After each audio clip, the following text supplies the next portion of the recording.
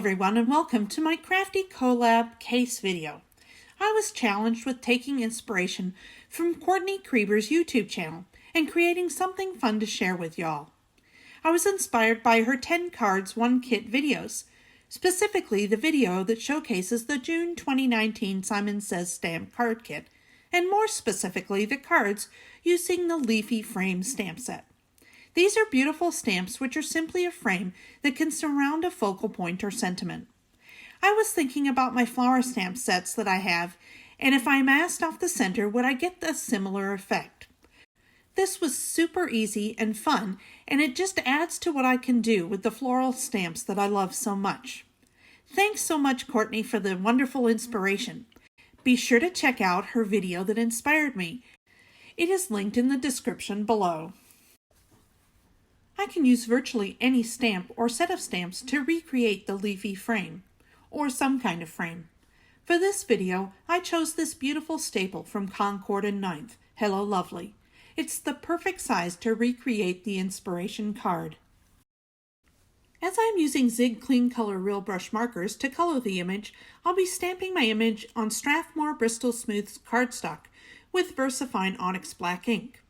To ensure a clean image, I'm stamping with my MISTI so that I can restamp if necessary. For the mask, I have some Avery removable label that I have cut to 3 inches by 2 1/4 inches. I got the measurement by using a ruler in the center of my image and determining how much space I thought would be appropriate to create a similar look to the inspiration card.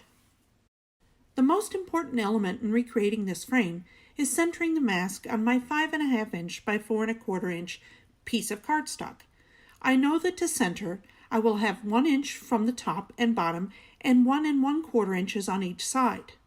I use my grid and measure 1 inch up on the short side and 1 1/4 inches over on the long side, and then use my T-square ruler to draw faint lines to create a corner where I can place the mask. I carefully place the mask in the corner, making sure the edges line up with the lines I have drawn. And then, when it is all stuck down, I erase the pencil lines so I don't have to fuss with it after I've stamped the image. Now it's just a matter of putting my paper in the MISTI, applying the ink, and stamping. I press the MISTI firmly around the edge above the mask.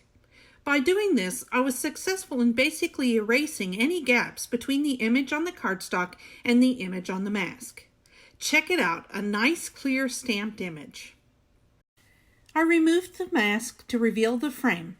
Check it out, it worked perfectly. It's time to get ready to color this frame now. I get my cup of water, number 4 watercolor brush, and a paper towel together, along with 3 colors of markers to start with, a yellow, a red, and a green. Later on, I'll add 2 other colors for variety. Be sure to check the description below for the actual color names. These markers are fun to use. I start by putting a very small amount of green at the base of the first leaf I'm going to color. I then take my brush, dip it in water, and dab the excess off on the paper towel, and kind of turn it on the paper towel to get a nice fine edge. I use a flicking motion from the ink to the inside of the image, and it's almost as if the image shades itself. You can't get much easier than that. I add a little yellow every now and again to change the color slightly. Remember the best thing about coloring flowers and leaves. Nature is never perfect and never the same, so you can really let go and be free during this process. I do the same with each of the leaves, working my way around the page and making sure to never color 2 images that are right next to each other until one has had a chance to dry.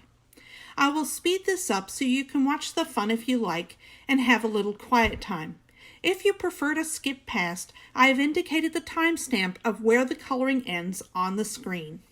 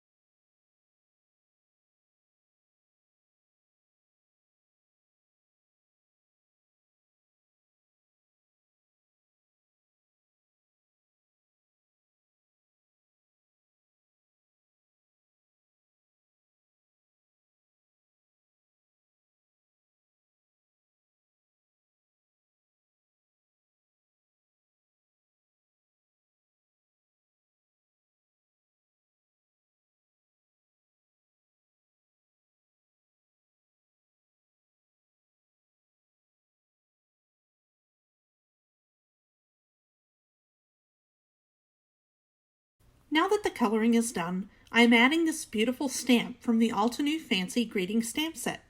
I thought this sentiment reflected the image on the inspiration piece well. I also stamped and heat embossed the sentiment on black cardstock with white embossing powder and cut out the "You Can Do" part to place above the sentiment on the card. Finally, I trimmed down the panel a 1/4 inch from all 4 sides and then add a black mat that measures 5 3/8 inches by 4 1/8 inches to the back, and then attach this all to the front of a 5 1/2 inch by 4 1/4 inch card base. What do you think? I think it looks pretty much the same as the inspiration piece, with just enough difference that I can say it's my own. Thank you again for joining me today on this fun card making adventure. Please don't forget to check out Courtney's video in the description below. If you haven't yet subscribed to my channel, I'd be so happy if you did.